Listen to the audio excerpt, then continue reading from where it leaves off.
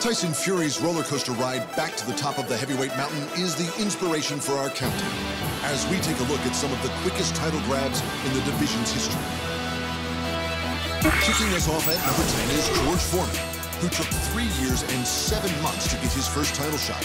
And it was against the shorter Joe Frazier, no less, the man who had previously handed Muhammad Ali the first loss of his career.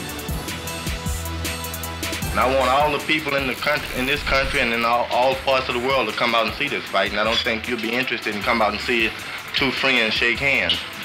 Joe Frazier and me will declare war on that date. And that's definitely. Big George stunned the world when he destroyed Frazier, knocking him down 6 times in 2 rounds for the TKO and the belt. It took the Olympic gold medalist Lennox Lewis 3 years and 6 months to prove he wasn't just a great amateur, going on to beat heavyweight greats like Mike Tyson and Evander Holyfield. My main focus is just showing off my talent in the ring and proving to the world that I'm the best boxer in the world. At number 8, it's the greatest himself, Muhammad Ali. Following his Olympic gold, it was 3 years and 4 months from his first pro bout to his epic clash with the monstrous champ Sonny Liston, the scariest, toughest, baddest heavyweight champ the world had ever seen. No one gave the quick and nimble 22-year-old Ali a chance, but as usual, the Louisville Lip was as confident as ever. How about a prediction on what round you'll defeat Sonny Liston? I predicted 8 on Sonny Liston, but he kept popping off about I talk too much, I need a glove down my throat, and he's going to take a doctor to cut it out, and he made me mad and had to cut that prediction from 8 rounds to 6 rounds. Liston must fall in 6. Ali didn't just win. He shocked the world by beating Liston so bad that he retired on the stool. And guess what round? 6, just as Ali predicted. At 7, it's the boxer who will likely go down in history known as the man Anthony Joshua beat for his first title, Charles Martin. Martin didn't take up boxing until he was 22, but somehow found himself fighting for a vacant title after 3 years and 3 months, earning the strap after his opponent bowed out to a knee injury. Was it my fault? Did I grab that man by his leg and break it? No, I didn't. So it's not my fault that it ended like that. And the 6th fastest man to get to the title is the immortal Joe Louis, who after just 2 years, 11 months, and 1 loss to Germany's Max Schmeling, his only defeat in 32 bouts, was invited in person by gentleman Jim Braddock to have a shot at his title. Joe, I may be having an appointment with you sometime this summer or fall, maybe in September or October. Okay by me. After going down in round 1, Lewis came back to beat Braddock with a knockout in the 8th round.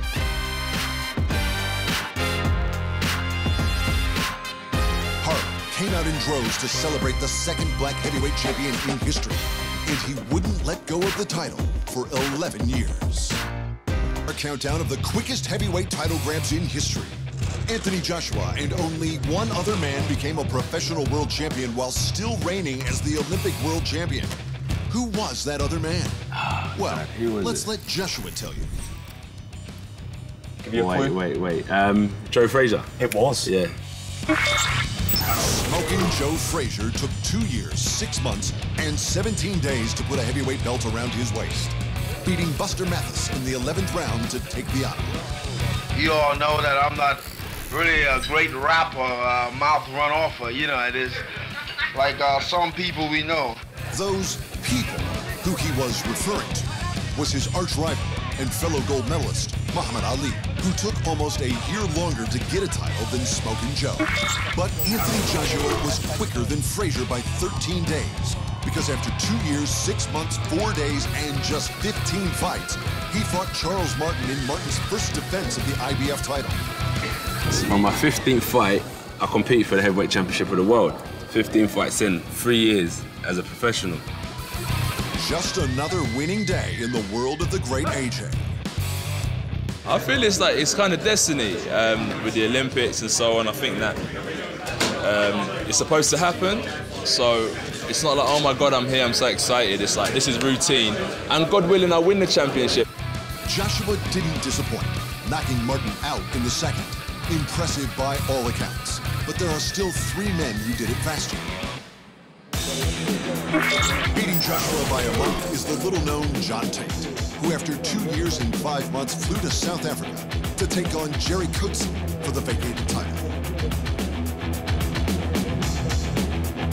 John, what do you know about your opponent, Hardy Coetzee? How much have you seen of him? I know he's an excellent boxer. He's really good, and it'll be a tough fight for me to win.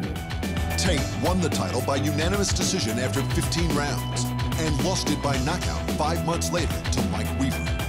A sharp contrast to the 20-year-old Mike Tyson.